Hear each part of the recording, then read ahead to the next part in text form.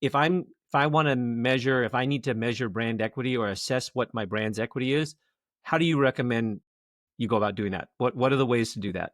There are many ways to read that on an ongoing basis. Certainly, there's all kinds of online tools that would allow you to do a really fast check. You could literally create a small board of existing customers that you could check and ask questions of. And we did that quite frequently, where literally 24 hours and you have an answer on, the state of awareness or how people are viewing your brand. But I found the best, I think, resource for me has been that those companies that will go and do a custom tracker, that they will contact customers thinking about being in your category on a quarterly basis. And then they go through just a series of questions that they ask, that they always ask, so that you're able to trend the data from one quarter to the next. And you're constantly looking at, am I growing or am I in decline? And what's nice about that approach is that you can always ask the questions about yourself in context of your competitive set.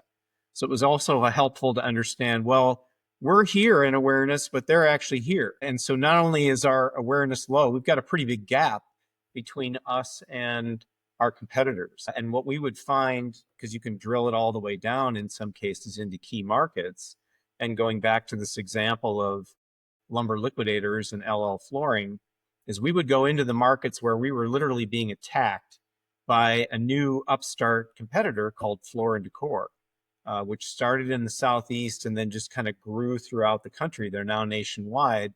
But at the time, they would go into a market and absolutely attack it and flood it for the better part of 3 to 6 months. And then they would pick up the circus and go to the next town, and leave just the store itself, kind of right at Main and Main, as the key marketing driver for the business.